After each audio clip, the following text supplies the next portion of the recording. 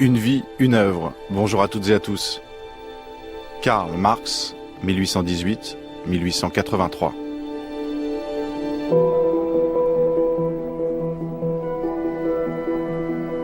Auditeurs de tous les pays, citoyens, candidats au bac, soldats ou capitaines d'industrie, ce documentaire est pour vous. Ce portrait bruissant et éclairé de l'auteur du manifeste du Parti communiste et du Capital.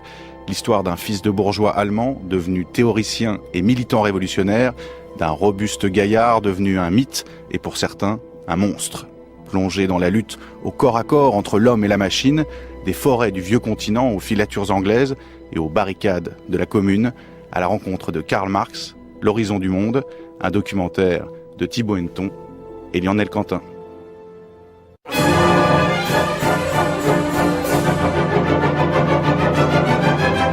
C'est qu'il y a, au fond, assez peu de rapport entre la construction de son œuvre et les événements biographiques très importants, si importants qu'ils soient. Parce que Marx est quelqu'un qui vit à Londres, mais qui est un Européen, qui donc pour lui tout ce qui se passe en Europe est très proche de lui, aussi par sa culture à la fois allemande, française, etc. Et c'est quelqu'un qui a l'horizon du monde.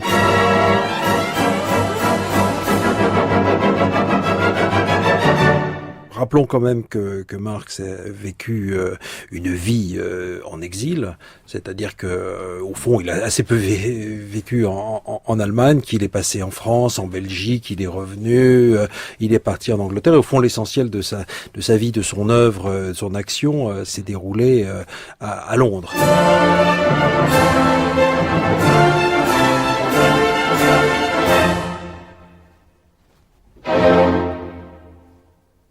Il y a aussi des comptes rendus de flics, enfin de policiers qui vont chez le docteur Karl Marx voir un peu comment ça se passe et ils décrivent qu'il est certes d'une conversation brillante mais que chez lui c'est un bazar pas possible, que il y a de la poussière partout, des bouquins partout, qu'on peut pas se déplacer sans faire tomber des manuscrits, qui vivent dans un taudis à je sais plus combien ils étaient, il y a les trois filles, la bonne Hélène Demuth et Marx et sa femme. Bon. Voilà, il y a je pense que c'est le train de vie d'un militant révolutionnaire de l'époque, quoi. Et c'est quelque chose qui résonne dans l'œuvre, quoi, forcément, d'une manière ou d'une autre, quoi.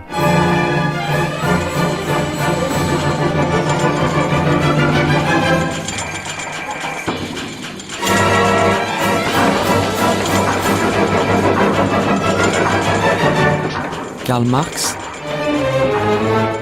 L'horizon du monde.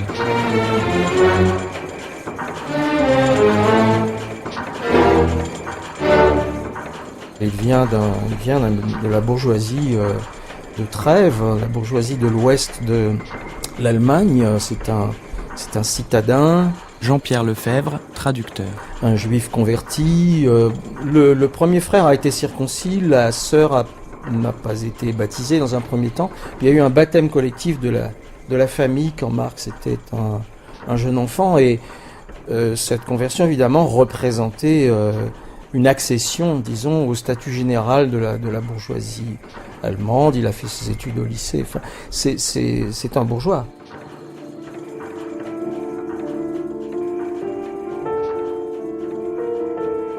À mon père, novembre 1837. Cher père, il y a des dates de la vie qui, comme les bornes d'un chemin, se profilent sur le passé et en même temps indiquent nettement une nouvelle orientation.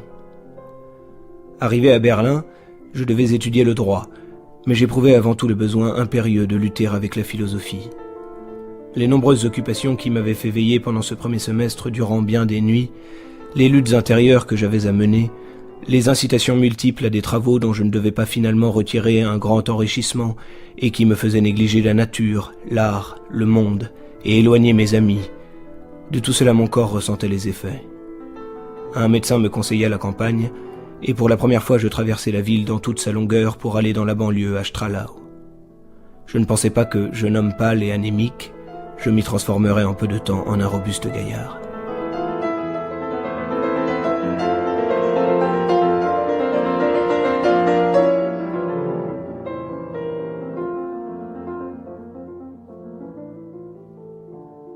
De l'enfance de Marx, on ne sait pas grand-chose. On a projeté rétrospectivement sur cette histoire l'image d'un Marx tyrannique, autoritaire, maître après Dieu à bord de la grande nef des fous prolétarienne. En fait, en examinant les choses de manière un peu plus sérieuse, on se rend compte que c'est pas tout à fait exact. Assez peu de ses frères et sœurs, je pense qu'il a dû y avoir 8 enfants, dont 6 vivants un certain temps, assez peu ont dépassé la jeunesse. C'est-à-dire qu'il y avait dans cette famille une maladie qui était à la fois une maladie répandue dans la société, et avec peut-être des facteurs d'absence immunitaire propres à la famille Marx. Beaucoup d'enfants Marx de cette fratrie sont morts des poumons, sont morts de ce qu'on appelait la phtisie, qu'on appelle en allemand Schwindsucht, c'est-à-dire la maladie de la disparition. Et Marx lui-même est mort d'une maladie du poumon, mais tardive. Voilà ce qu'on peut ajouter à cette histoire qu'il a revécue lui-même avec ses propres enfants, puisqu'il a perdu des enfants en très bas âge, des enfants auxquels il était extrêmement attaché. C'est que d'une certaine manière, ça c'est un peu anecdotique, mais on peut quand même le signaler, c'est à cause d'une affection des poumons que les médecins qui suivaient les étudiants à l'époque lui ont conseillé de partir se reposer. Il n'est pas allé très loin, il était étudiant à Berlin, donc il est allé au bord d'un des lacs qui entourent Berlin, et c'est là qu'il a disposé d'un certain temps dont il ne disposait pas jusque-là, où il a travaillé beaucoup sur Hegel notamment.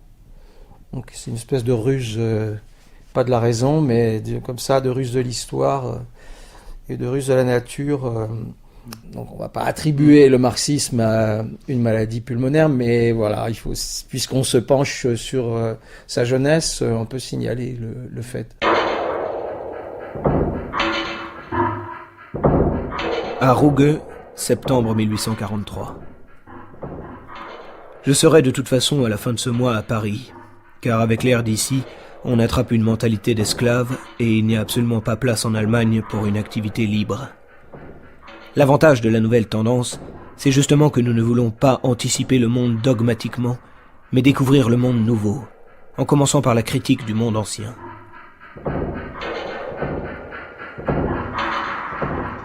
Le jeune Marx, à Berlin, en fait, va faire partie de cette jeunesse révoltée. Isabelle Garot, philosophe. Et il va rencontrer très rapidement d'autres jeunes qui sont un peu plus âgés que lui, en l'occurrence, mais qui ont constitué un club, un groupe de jeunes hegeliens contestataires.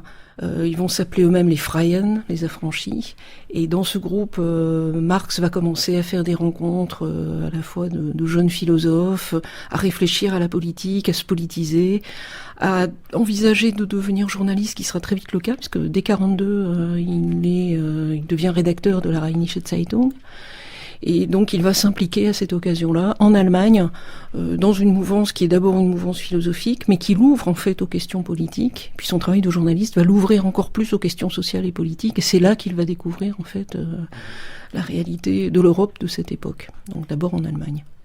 Alors dans le contexte de cette Allemagne, de l'Allemagne de façon plus générale, qui est dans un système féodal, Marx va s'intéresser à un certain nombre de décisions qui sont prises et qui sont prises par la Diète rhénane. Donc par l'Assemblée rhénane, on a des forêts qui jusque-là permettaient à une paysannerie pauvre et qui est en voie de paupérisation d'ailleurs dans les années 1840, qui permettait à cette paysannerie de survivre entre autres en ramassant le bois mort. Donc des coutumes et des traditions ancestrales qui autorisaient ce ramassage du bois mort, et ces coutumes vont être remises en cause à partir du moment où on a l'installation d'un premier capitalisme, de premières relations marchandes qui amènent les propriétaires des forêts à interdire ce ramassage du bois, à le condamner.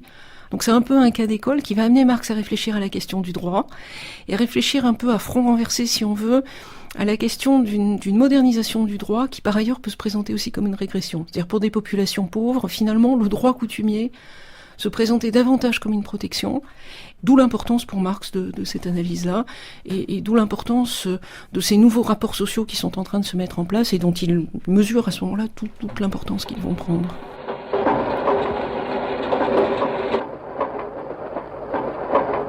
la Rheinische Zeitung, dont il est devenu rédacteur en chef, a été l'objet d'une mesure de censure de la part du gouvernement prussien, à la suite, alors c'est plutôt un prétexte, d'un article très virulent concernant la Russie. Et le gouvernement allemand, le gouvernement prussien plutôt, prend prétexte de cet article. De toute façon, il avait l'intention de le faire, mais pour fermer, pour interdire l'apparition de la Rheinische Zeitung. Et dans ces conditions-là, Marx dit lui-même qu'il est assez content d'arrêter de se battre à coups d'épingle et qu'il va pouvoir engager une lutte un peu plus politique, un peu plus décisive. Et il vient en France dès 1943, avec Jenny, avec sa femme Jenny Marx. Et en France, il va là avoir l'occasion de rencontrer les socialistes français, l'immigration allemande qui est très importante en nombre, qui est organisée en société secrète. On peut dire c'est le cas du mouvement ouvrier dans l'Europe d'alors, des ligues, des sociétés secrètes. Et il va prendre contact donc à cette occasion vraiment avec le mouvement ouvrier français. Et c'est un des moments essentiels de sa vie et de sa formation. Pierre Dardot, philosophe. Jacques Grandjean, dans un livre assez remarquable, avait estimé qu'il y avait plusieurs dizaines de milliers d'ouvriers allemands qui étaient exilés à Paris. Donc c'est une communauté qui est assez importante, en plus qui fermente politiquement, et donc c'est une prise de contact qui va compter dans la formation politique et intellectuelle de Marx. Et il rencontre en outre des représentants du prolétariat parisien, et il se lie d'amitié avec un certain nombre de personnes, avec le poète Heine, qui est là depuis un certain temps justement à Paris, et il rencontre quelqu'un comme Proudhon, par exemple, avec lequel dans un premier temps il va avoir des relations qui seront assez amicales et des relations essentiellement intellectuelles, avec des conversations qui vont se poursuivre souvent assez tard, la nuit, des conversations nocturnes justement, sur la dialectique hegelienne en particulier. Et il y a aussi ce qui est assez notable, des conversations avec Bakounine.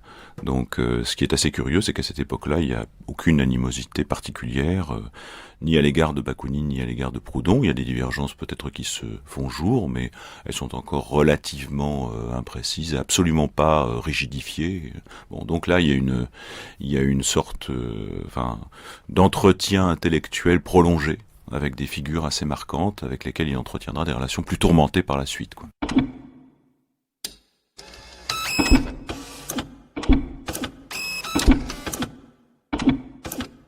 À Annenkoff, décembre 1846. Tout ce que M. Proudhon vous dit de la division du travail n'est qu'un résumé, et de plus un résumé très superficiel, très incomplet, de ce qu'avaient dit avant lui Adam Smith et 1000 autres. M. Proudhon est de la tête aux pieds philosophe, économiste de la petite bourgeoisie. Le petit bourgeois, dans une société avancée et par nécessité de son état, se fait d'une part socialiste, de l'autre part économiste. C'est-à-dire qu'il est ébloui par la magnificence de la haute bourgeoisie et sympathise aux douleurs du peuple. Il se vante, dans le fort intérieur de sa conscience, d'être impartial, d'avoir trouvé le juste équilibre, qui a la prétention de se distinguer du juste milieu. Un tel petit bourgeois divinise la contradiction, car la contradiction est le fond de son être. Il va y avoir, non pas tout de suite une rupture, mais au contraire une continuation, une sorte de prolongement de la collaboration.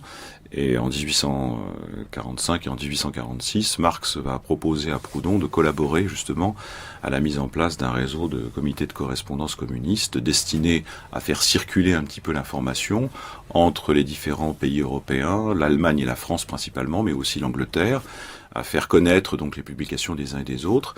Et dans le principe, d'ailleurs, Proudhon va accepter la proposition dans un premier temps, même s'il a tendance à considérer que Marx a une approche qui est un petit peu étroitement économiste des problèmes, mais il n'empêche qu'il n'y a pas du tout de rupture à ce moment-là. La véritable rupture va intervenir après. Elle va intervenir avec la publication par Proudhon de son ouvrage sur le système des contradictions économiques, donc le fameux Philosophie de la misère, auquel Marx va répondre par un texte qui est un pamphlet assez terrible. Et là, ça paraît en 1847, et c'est le fameux Misère de la philosophie. Alors là, on peut dire que c'est fini. Parce que là, précisément, en plus, il se trouve que la critique se concentre sur la méconnaissance de la dialectique hegelienne. Et Marx reproche à Proudhon de ne rien y comprendre, Et donc là, c'est vraiment, évidemment, en plus, c'est intéressant à noter, parce que ça rejoint le contenu des conversations qu'ils avaient eues, qui avaient porté dans une très large mesure sur la dialectique hegelienne. Donc là, ça fait mal. Et on peut dire qu'à partir de 1847, c'en est fini. Là, il y a une rupture très profonde et irréversible qui se produit.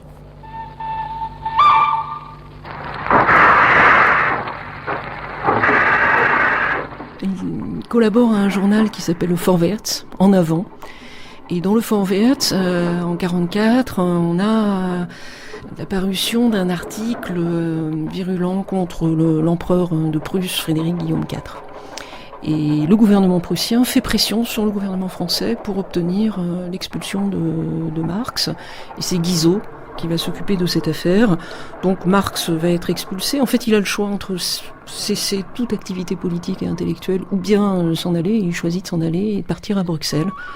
Donc là, il part tout seul dans un premier temps. Il sera rejoint un petit peu plus tard par sa femme et par sa fille qui est née entre-temps en France.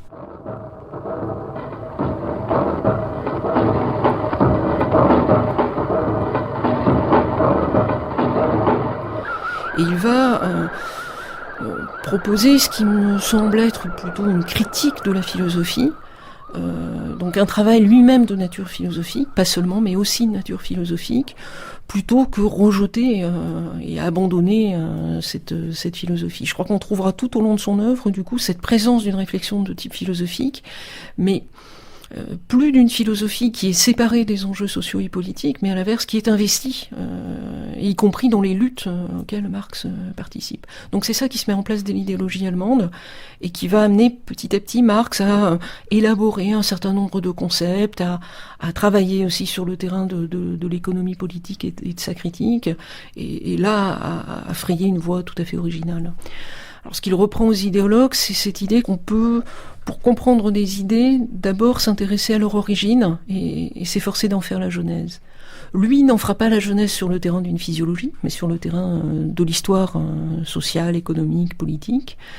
Et il va reprendre le terme justement pour désigner cet effort qu'on trouve dans l'idéologie allemande, mais qu'en un sens on trouvait déjà dans la Sainte Famille, et puis qu'on va trouver également par la suite, qui est de comprendre pourquoi à un moment donné des idées émergent et pourquoi des idées ont un écho et s'ancrent dans la réalité et éventuellement jouent un rôle parfois transformateur, parfois conservateur dans cette réalité. Alors c'est le début de l'idéologie allemande qui se moque justement de la thèse que Marx prête aux jeunes hegeliens avec cette petite anecdote de l'homme qui se noie. Et Marx dit d'après les jeunes hegeliens, il faut que cet homme, pour ne pas se noyer, se débarrasse de l'idée de pesanteur. Voilà, donc ce pouvoir des idées auquel croient les jeunes hegeliens, et puis qui va finalement être la cause de leur grande amertume et de leur passivité politique, puisque ces idées, les leurs, n'ont pas réussi à changer quoi que ce soit dans la Prusse d'alors.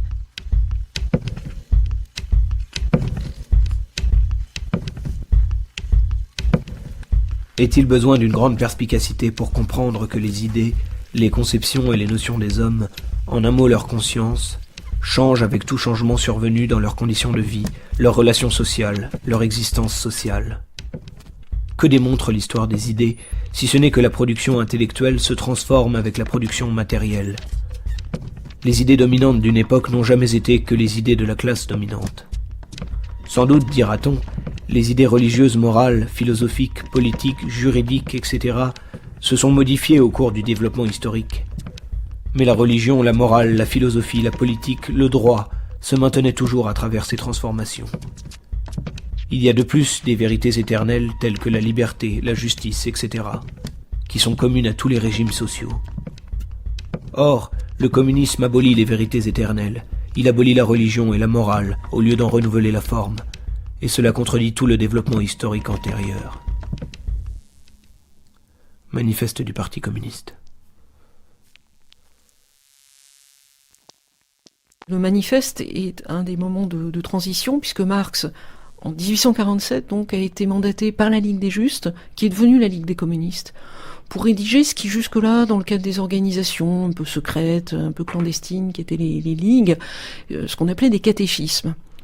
Et Marx, justement, en rédigeant avec Engels le manifeste du Parti communiste, va rompre avec cette tradition des sociétés secrètes et va considérer que seul un parti ouvertement organisé, avec des thèses qui sont des thèses théoriques solides, qui relèvent d'un véritable savoir, et pas des thèses ésotériques plus ou moins secrètes, peut être un acteur politique. Et pour lui, 48 sera vraiment la confirmation de ça. Premièrement, il existe une tradition culturelle d'origine religieuse de défense de celui qui souffre dans toutes les religions, et en particulier dans les religions monothéistes, réactivée bien sûr idéologiquement, si l'on peut dire, par Rousseau et par toute une tradition, mais même par Voltaire. On défend celui qui souffre, on défend celui qui est opprimé, on défend la victime. Et tout en étant un critique de ça, de la religion. Oui, mais précisément la critique qu'il fait de la religion consiste à exhiber les limites d'un discours qui n'est que de commisération ou d'aides qui ne sont qu'individuelles, qui n'ont pas pris un tour social, historique, politique. Car évidemment, il y a des limites à cela. Et précisément, le geste de rupture, de bascule, consiste à dépasser le niveau de ce que les chrétiens appellent la charité, à dépasser cela, à lui donner un contenu qui est celui du monde moderne, qu'il rencontre en plusieurs temps. Je pense que lorsqu'il quitte l'Allemagne, parce qu'il en est chassé, parce qu'il ne peut plus travailler de toute manière, les journaux sont interdits, etc. Lorsqu'il quitte l'Allemagne, il arrive dans des pays plus industrialisés que l'Allemagne, notamment la France dans un premier temps. En France, dans la France de la monarchie de Juillet, il découvre une classe ouvrière qui se révolte, qui se bat, qui exhibe sa misère, qui affronte les armes à la main son ennemi. C'est les premières grandes manifestations des tisserands, des Lyonnais, des Soyeux des années 1830. Puis il rencontre aussi des ouvriers qui pensent, des ouvriers qui ne se laissent pas faire, des ouvriers qui ont tissé des liens avec les penseurs, notamment les néo-babouvistes, les communistes, les premiers communistes des années 40, qui vont donner un contenu social très fort au mouvement politique de la monarchie de Juillet, qui aboutiront à la révolution de 48, dont la forme sociale, précisément, produira le retournement droitier et le raidissement terrible de la bourgeoisie qui a soutenu Napoléon le Petit.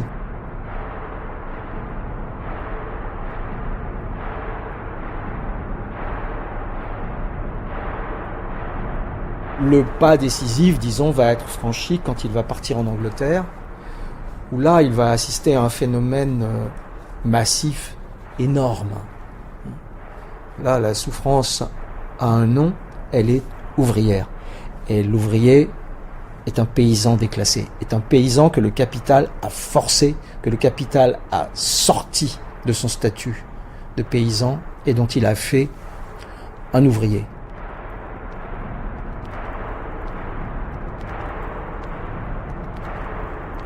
Marx, qui a failli d'ailleurs partir travailler au chemin de fer aux États-Unis, et qui n'a pas été pris parce que son écriture était illisible, ce qui est bien aussi l'indice du fait qu'il a failli être un travailleur immigré sans le sou.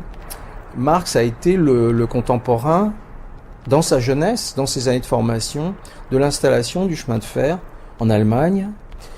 Et on peut être tenté de voir dans le chemin de fer, dans la locomotive, des métaphores du capital. Et l'un des points qui m'a toujours rendu réticent à une métaphore industrielle, c'était que justement l'industrie, les trains, les usines, les moteurs, tout ça c'était des moyens de production, mais ça n'était pas l'ensemble du procès. Que dans le procès capitaliste, il n'y a pas que du capital constant, des outils, etc., du matériau, mais il y a aussi le travail des hommes. Et non seulement il y a le travail des hommes, mais il y a aussi la cupidité des hommes, il y a aussi la cupidité du capital. Et donc il y a cette dimension, ce côté qui fait que Marx, dans le Capital, cite très souvent Shakespeare et en particulier Shylock, qui dit, dans Le Marchand de Venise, « Je veux la peau et les os, je veux tout bouffer. » Il y a ce côté rapace du capital qui est une espèce de force naturelle. Maintenant, le capital, c'est aussi quelque chose qui échappe à la métaphorisation. Et si ça rentrait dans une métaphore correcte, il aurait peut-être été plus efficacement combattu. Sa grande force, c'est peut-être d'échapper à la représentation, d'échapper à la métaphorisation, d'échapper au discours. Et tout l'effort de Marx a été de rétablir le discours, la parole, le logos, sur le monde. Mais sinon, l'essentiel du discours était monopolisé, comme par des théologiens du capital. Et c'est toujours le cas, on n'en est pas sorti. On a eu des ministres économistes, on a eu Raymond Barre, on a failli avoir Strauss-Kahn. Et voilà, avec tout ce personnel, en quelque sorte, de l'autorité du capital, Marx l'a deviné.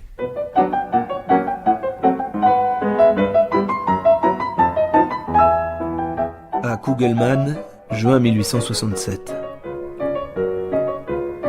Pour la traversée de Hambourg à Londres, le temps a été en somme favorable, exception faite d'un premier jour assez rude. Quelques heures avant l'arrivée, une demoiselle allemande dont l'allure militaire m'avait déjà frappé me déclara qu'elle voulait partir de Londres pour Weston-sur-Mer le soir même, et qu'elle ne savait pas comment elle se tirerait d'affaire avec tous ses bagages. Nous arrivâmes à 2h de l'après-midi, je conduisis la Donna Errante à sa gare, où j'apprends que le train ne part qu'à 8h du soir. Du coup, I was in for it. J'étais pris. Il me restait 6 heures à tuer avec mademoiselle. Nous nous promenâmes dans Hyde Park, nous arrêtant dans des ice shops. C'est alors que j'appris qu'elle s'appelait Elisabeth von Puttkamer et qu'elle était la nièce de Bismarck, chez qui elle venait de passer quelques semaines à Berlin. Elle ne fut pas peu étonnée quand elle apprit qu'elle était tombée dans les mains d'un rouge. Je la consolai cependant et lui assurai que notre rendez-vous se terminerait sans effusion de sang. Et je la vis s'en aller saine et sauve vers son lieu de destination. Pensez donc quel pain béni ce serait pour les démocrates vulgaires que ma conspiracy with Bismarck. J'ai expédié aujourd'hui la 14e feuille d'épreuve du livre 1 du Capital. J'en ai reçu le plus grand nombre alors que je me trouvais chez Engels, qui s'est montré extraordinairement satisfait du bouquin et trouve qu'il est d'une écriture très facilement compréhensible, à l'exception des placards 2 et 3. Son jugement m'a tranquillisé, car mes travaux une fois imprimés me déplaisent toujours très fort, à première vue surtout. Entre Marx et Engels, la partie qui se joue est assez compliquée. C'est à la fois l'histoire d'une amitié, d'une fidélité incroyable, enfin rare dans l'histoire politique en tout cas, et intellectuelle. Christian Laval, sociologue. Et c'est en même temps une division du travail qui coûte à Engels, puisque pendant 20 ans, il va se consacrer donc à des activités commerciales et industriel, donc dans la firme familiale à Manchester, mais en même temps, il finance Marx et sa famille, et autant qu'il le peut, y compris en faisant de la cavalerie dans l'entreprise, en essayant le plus possible de déverser au fond dans la famille, de donner le plus possible d'argent pour sauver d'abord la famille de la plus grande misère noire au début des années 50, et puis ensuite pour assurer à la famille de Marx, justement, je dirais, un certain rang dans la société. Train de vie, quoi. Un certain train de vie, parce que n'oublions pas que on a souvent entretenu l'idée que Marx avait été toujours, toute sa vie, dans la plus grande misère. C'est beaucoup plus compliqué que ça. C'est vrai tout au début des années 50, et puis après la situation s'améliore très nettement grâce à Engels.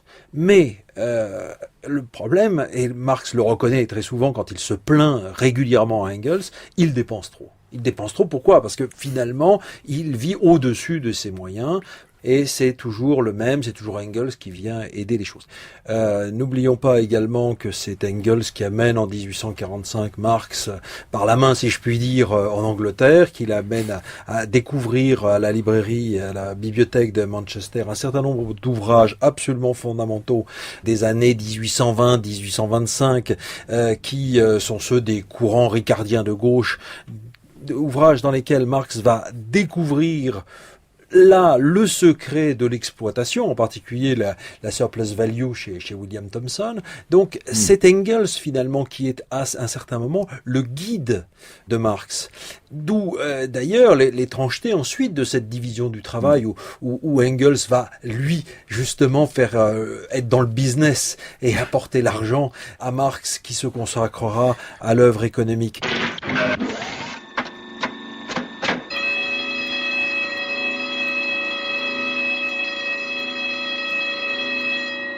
Alle 5 arbeiten zu langsam. Mehr Tempo.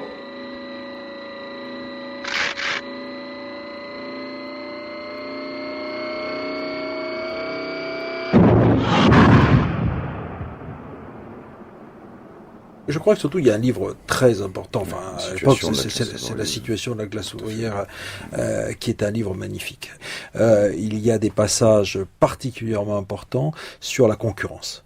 Je crois que c'est Engels qui voit le mieux comment la concurrence n'est pas seulement un fonctionnement économique, est aussi un moyen de gouvernement de la bourgeoisie. Comment la concurrence en particulier entre les ouvriers anglais et les ouvriers irlandais est un moyen, en divisant la classe ouvrière, de la dominer. Et je crois que Marx a été profondément sensible, en tout cas influencé par ce texte dont il fait mention très souvent, en particulier dans le Capital.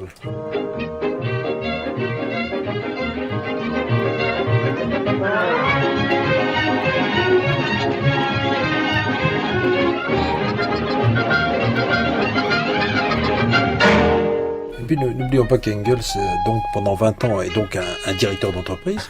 C'est un industriel capitaliste qui va être un des grands informateurs de Marx sur la vie économique, sur les cycles commerciaux, sur les mécanismes comptables, sur les techniques de gestion.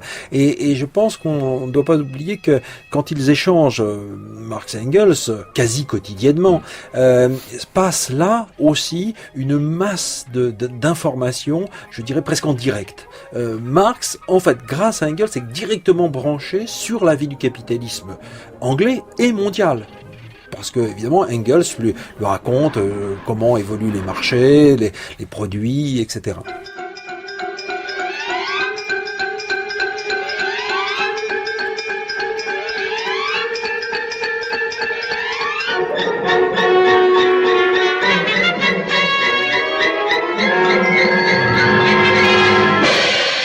C'est ce qui est un peu difficile à comprendre, disons, là, quand on commence à lire le Capital, c'est que Marx développe une théorie qui va des conditions les plus générales, qui sont les conditions, à ses yeux, les conditions marchandes, à des conditions qui sont plus particulières. Jacques Bidet, philosophe. Le capitalisme, c'est bien une économie marchande, mais dans lesquelles tout est marchandise, tendanciellement, y compris la force de travail.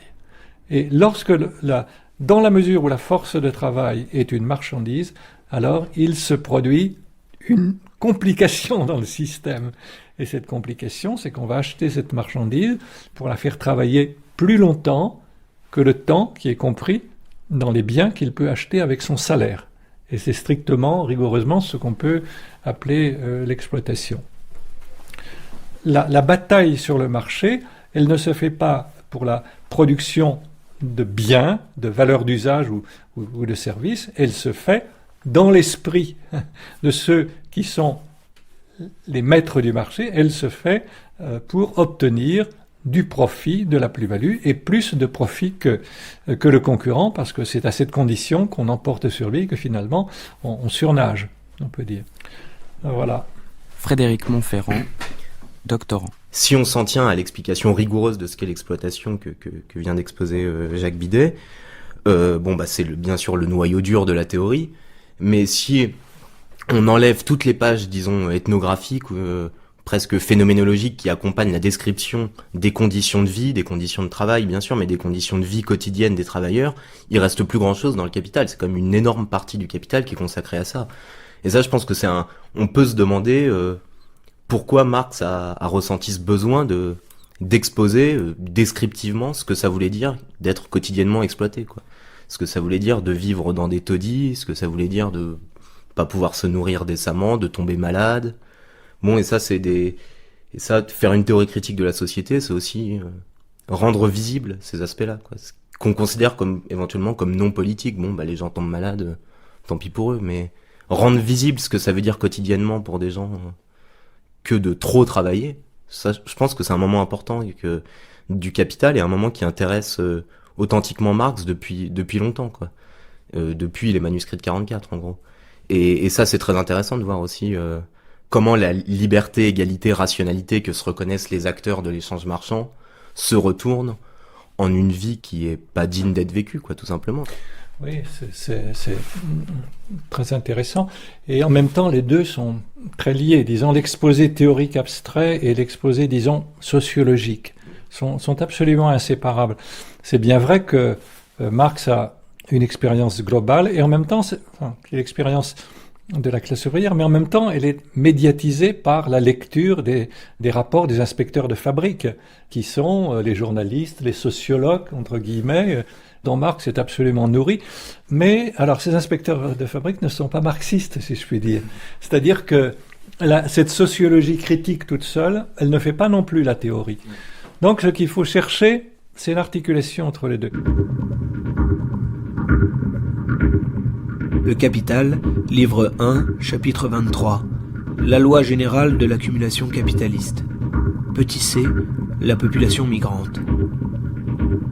Nous nous tournons maintenant vers une couche de population dont l'origine est rurale, mais dont l'occupation essentielle est industrielle. Elle constitue l'infanterie légère du capital qui, selon ses besoins, la lance tantôt en tel endroit, tantôt en tel autre. Quand elle n'est pas en marche, elle campe. Le travail migrant est utilisé dans diverses opérations de construction et de drainage, la fabrication des briques, la cuisson de la chaux, les constructions de voies ferrées, etc. Colonne mobile de la pestilence, elle importe dans les localités près desquelles elle établit ses campements la petite vérole, le typhus, le choléra, la scarlatine, etc. Voir le rapport de la santé publique. Dans les entreprises qui disposent de capitaux importants, comme c'est le cas de la construction de voies ferrées, etc., c'est généralement l'entrepreneur lui-même qui fournit à son armée des baraques de bois ou autres habitations du même style, des villages improvisés dépourvus des moindres dispositions sanitaires, hors du contrôle des administrations locales, fort rentable pour monsieur le contractant, qui exploite les ouvriers doublement, comme soldats d'industrie et comme locataires.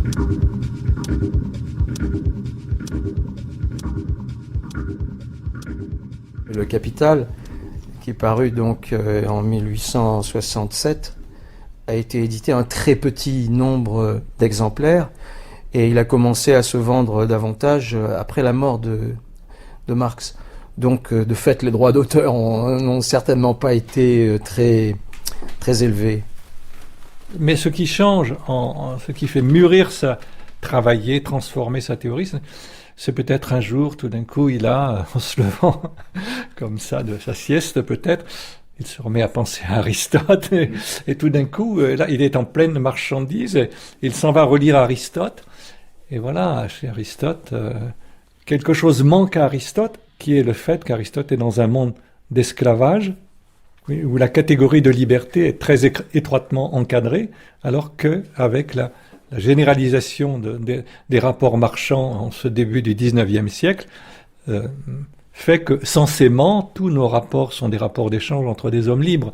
Et là, en lisant Aristote, tout d'un coup, il a ou bien, je ne sais pas, entre les Grundrisse et le Capital, tout d'un coup, il se replonge dans Hegel, pour lesquels il n'y a pas de doute que le salarié est un homme libre, parce qu'il ne donne qu'une partie de son temps pour un temps déterminé.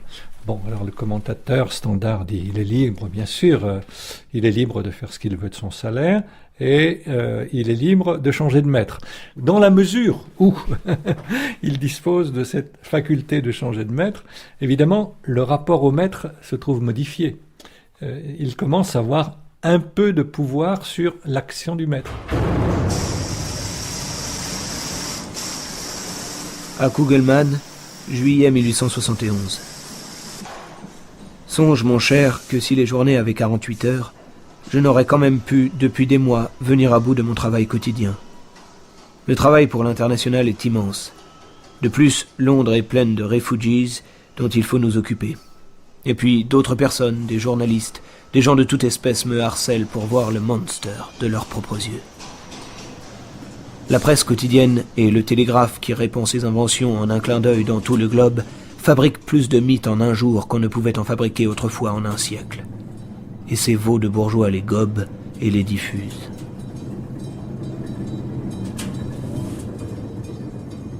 Ce n'est pas un orateur, c'est pas quelqu'un qui prend la parole au moment de la fondation de la Première Internationale, je veux dire par là en tant qu'orateur désigné, mais en revanche il joue un rôle d'inspirateur extrêmement important.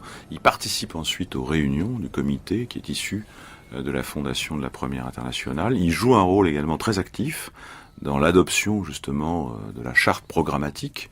Mais en même temps, et il faut signaler ça, parce que il y a beaucoup de gens qui s'imaginent à tort comme ça qu'il prend un plaisir à cette espèce de réunionnite. Pas du tout. Il en a très vite marre. Et il le dit. Il le dit en particulier à Engels. Il dit « j'ai l'impression de perdre mon temps. J'en ai assez, toutes les semaines, il faut aller aux réunions, il faut discuter avec des gens pour essayer de les convaincre. J'ai l'impression que tout ça est peine perdue et je voudrais avoir du temps pour pouvoir mener à bien mon œuvre intellectuelle. » Donc il pense toujours à ça. Il pense toujours, il se dit assez souvent, j'ai fait ce que j'ai pu, j'ai sacrifié une partie de mon temps, j'ai accepté de m'engager dans des réunions pour finalement aider ce mouvement à prendre corps dans des textes. Mais en même temps, j'ai besoin d'écrire et j'ai besoin de mener à bien ma grande tâche finalement, qui est la critique de l'économie politique, c'est-à-dire la rédaction du Capital. Et ça, on sent que c'est tellement important pour lui que le reste lui pèse très vite. C'est la raison pour laquelle justement il délègue beaucoup de choses à Engels concernant le travail dans la Première Internationale. Je crois qu'il faut dire que Marx n'est pas le militant professionnel toute sa vie. C'est pas du tout le professionnel de la Révolution selon le modèle léniniste. Voilà, pour le dire carrément, pour le dire ouvertement. Donc il s'en va, il quitte, il adopte une ligne de rupture et il va travailler.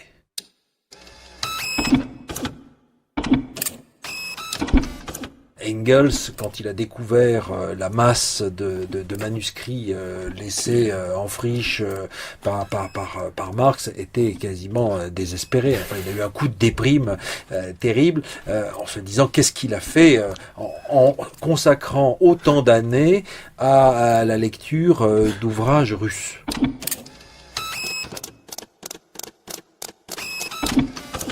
Pendant longtemps, Marx a vu les formes anciennes, les formes communales, archaïques, comme des vestiges d'un ancien monde qui allait nécessairement disparaître. Dans les années 1860, à la fin des années 1860, et surtout dans les années 1870, après la Commune, Marx plonge dans la littérature ethnographique, géographique, et prend conscience qu'il y a des formes universelles qui ont précédé le féodalisme et le capitalisme, qui sont des formes communales. Formes communales qui ont encore une certaine activité en Russie. Au fond, ce vers quoi il se dirige, c'est vers l'idée que ces formes anciennes ne sont pas nécessairement condamnées, qu'elles peuvent être le point de départ, je dis bien le point de départ, d'une autre route vers le communisme. La voie anglaise n'est pas la seule voie possible.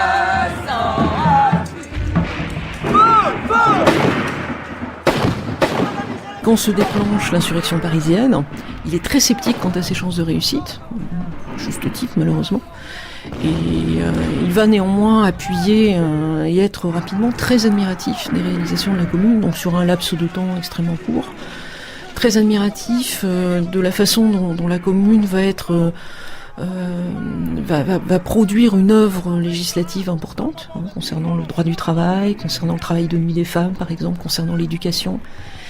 Très critique en revanche sur la capacité des communards à se défendre et à se défendre face à l'assaut des Versaillais. Une critique de façon féroce leur naïveté, leur impuissance militaire. Mais au total, c'est quand même une très grande admiration qui prévaut. Et le texte de Marx sur la Commune de Paris montre que Marx trouve là une sorte de vérification empirique d'un certain nombre de ses thèses, et en particulier de thèses de Marx qui sont assez peu connues, qui concernent la démocratisation. Ça, c'est évidemment le résultat de cette réflexion très ancienne sur la machine étatique, donc réflexion postérieure à 48, où Marx en vient à penser qu'on ne peut pas s'emparer de l'État, qu'un pouvoir ouvrier ne peut pas s'emparer de l'État tel qu'il est, sauf à être immédiatement piégé dans son fonctionnement, mais qu'il faut engager immédiatement le dépérissement, le bris des institutions étatiques. Et la Commune de Paris donne l'exemple de ça, effectivement. Phénomène qu'on pourrait qualifier d'autogestionnaire aujourd'hui, et qui en même temps met en place une direction politique, mais une direction politique qui n'est pas de type étatique. Donc une forme de désétatisation. Et là, on tombe sur un thème qui a été l'occasion de beaucoup de contresens et beaucoup de débats, qui est le thème de la dictature du prolétariat. Et Marx dira au moment de la Commune de Paris, la dictature du prolétariat, c'est la Commune de Paris.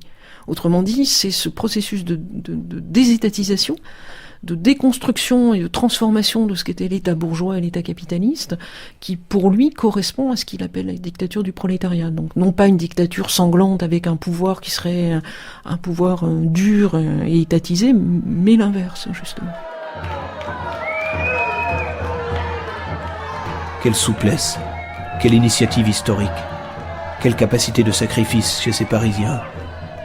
Après avoir été pendant 6 mois affamés et désorganisés par la trahison intérieure plus encore que par l'ennemi extérieur, voilà qu'ils se soulèvent, sous la menace des baïonnettes prussiennes, comme si l'ennemi n'était pas toujours aux portes de Paris, comme s'il n'y avait pas eu de guerre entre la France et l'Allemagne. L'histoire ne connaît pas d'autre exemple de pareille grandeur. S'ils succombent, ce sera uniquement pour avoir été trop gentils.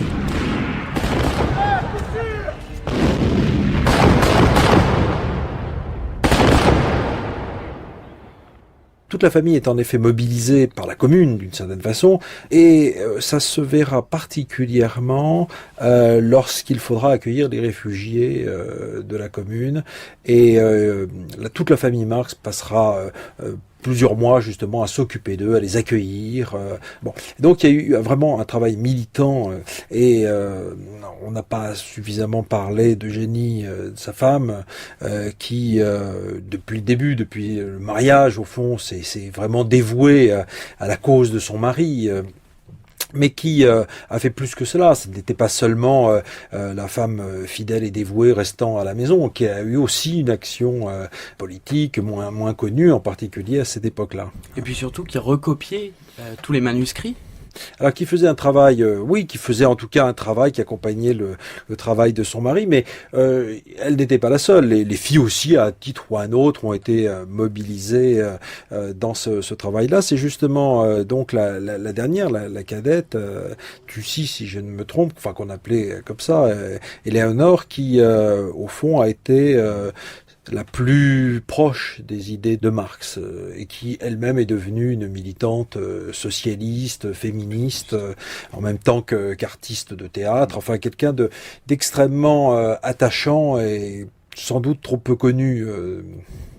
Un détail quand même qui parle pour l'homme en tout cas, c'est que il avait conscience de ce qu'il avait imposé à sa femme et à ses filles, parce que il avait donc des filles à marier, et que au moins 2 d'entre elles ont épousé des révolutionnaires ou des socialistes français qui n'étaient pas exactement de la tendance de Marx, qui avait plutôt des tendances proudhoniens pour l'autre, bakuniniste ou blanquiste pour l'autre, je ne sais plus très bien. Mais donc il se méfiait également de ces jeunes Français fringants qui faisaient la cour à ses filles. Il faut dire qu'il les protégeait aussi, et qu'il était un père de famille, disons, assez classiquement bourgeois. Hein, à l'ancienne, voilà.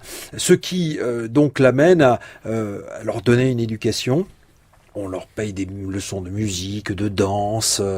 Il organise chose absolument extraordinaire, une réception à l'époque où se crée la Première Internationale, c'est-à-dire en septembre 1864. Il organise vraiment une réception pour ses filles, pour qu'elles rencontrent des jeunes gens. Et surtout, il voit bien combien elles peuvent souffrir du fait qu'ils sont plus mal logés que les autres, que les parents des amis de ses filles. À Danielson, décembre 1881.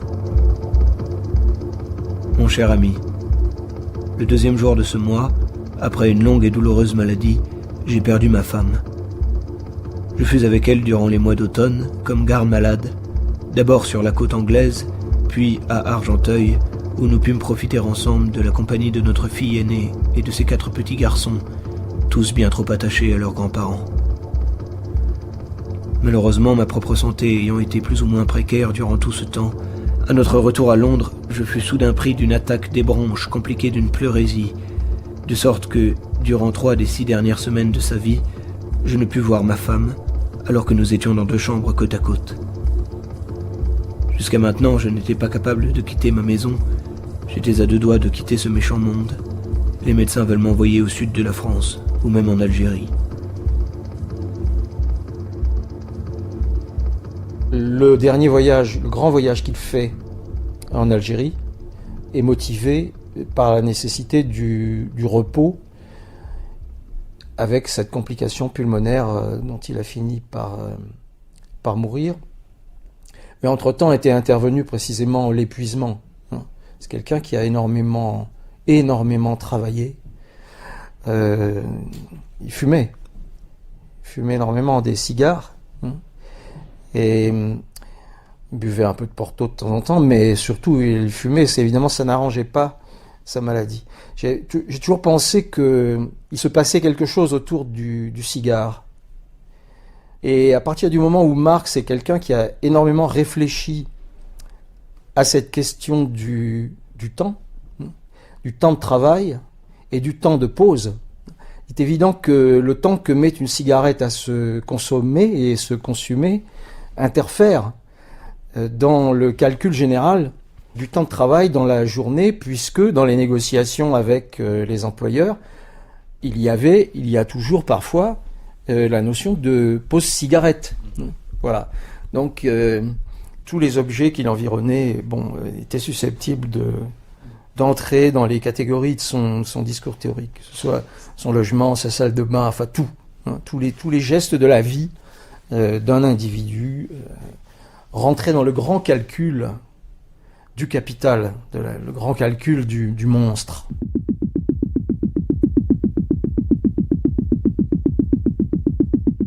Et donc Marx, pendant toutes ces années-là, 75, 80, corrige, et en particulier, et ça l'a, je ne vais pas dire que ça l'a tué, mais ça l'a fait souffrir, il révise la traduction en français du Capital. C'est très compliqué parce que le traducteur est un proscrit. C'est un proudhonien qui a participé à la Commune, donc il vit en exil, et il est caché. L'éditeur, lui, est proscrit et vit en Espagne. À l'époque, il n'y a pas les emails, il n'y a pas Internet, c'est long, tout est long. Donc on ne fait pas de photocopie, on recopie à la main pour être sûr de ne pas les perdre. Tout ça se passe dans un autre espace-temps que celui où nous fonctionnons aujourd'hui, et il ne cesse de travailler en fait. Mais évidemment, ça ne se voit pas au niveau éditorial, ça n'est pas exhibé.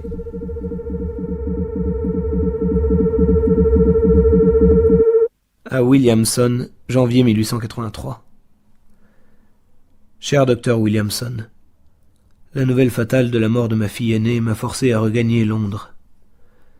Veuillez s'il vous plaît envoyer votre facture au 41 Maitland Park, Londres. Je regrette de n'avoir pas eu le temps de prendre congé de vous. Je trouve quelque soulagement dans de sinistres maux de tête. Seule la douleur physique étourdit la douleur psychique. Sincèrement vôtre, Karl Marx.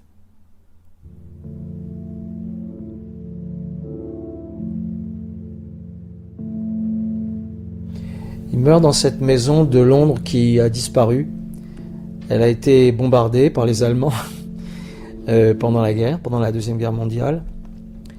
Donc la seule trace qui subsiste de son passage, c'est sa tombe au cimetière, dans le cimetière de Londres. Et son buste majestueux. Mais voilà, il meurt de maladie.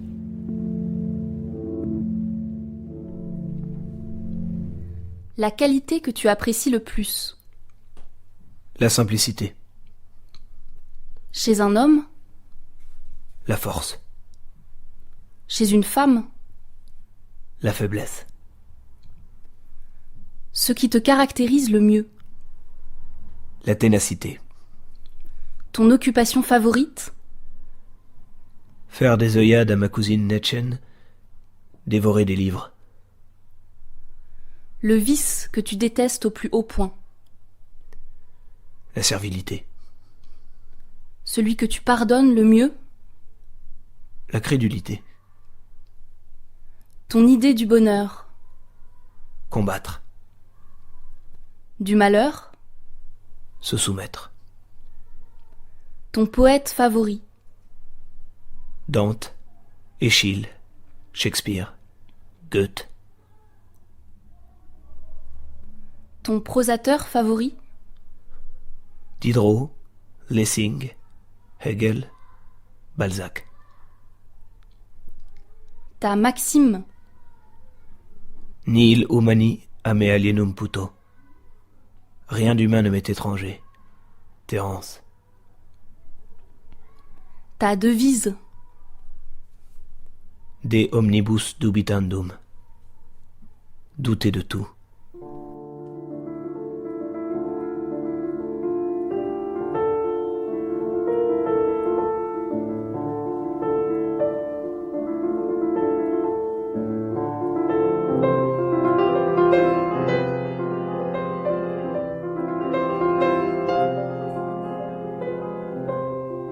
C'est quelqu'un qui se vit depuis le début comme un combattant, comme un lutteur. Jusqu'au bout, finalement, il maintiendra cette sorte d'éthique. Et on a repéré, on a relevé en tout cas un entretien, une interview qu'il avait donnée à un journaliste américain, donc tout à fait sur le tard, 2 ans avant sa mort. Donc il faut voir le décor, on est sur la plage de Ramsgate, donc on est en pleine vacances d'été, et ce journaliste américain donc soudain l'interroge et lui pose cette question, qu'est-ce qu'il y a, what is, donc question ontologique, et donc après un moment de profond silence et de recueillement, Marx ne trouve qu'à lui répondre struggle. Et je crois qu'il y a là un dernier mot de Marx. Le dernier mot de Marx qui, au fond, fait la boucle, résume, au fond, toute sa vie. Most of my Latino and black people who are struggling to get food, clothes, and shelter in the hood are so concerned with that philosophizing about freedom and socialist democracy is usually, unfortunately, beyond their rationale. They don't realize that America can't exist without separating them from their identity. Karl Marx, L'horizon du monde, par Thibaut Henneton, avec Jacques Bidet, Isabelle Garot, Christian Laval, Pierre Dardot, Jean-Pierre Lefebvre et Frédéric Montferrand. Voix Yvan Cory, Lucille Como. Prise de son Arthur Gerbeau, Jean-Marie Porcher. Mixage Pierrick Charles. Réalisation Lionel Quentin. C'était Une vie, une œuvre, une émission proposée par Martin Kénéen avec la complicité de Claire Poinsignon. Commentaires, réécoute podcast et compléments révolutionnaires sur la page de notre émission sur franceculture.fr. La semaine prochaine, alors qu'à l'approche de l'été, l'appel du large se fait plus pressant, Une vie, une œuvre rendra hommage à Florence Artaud.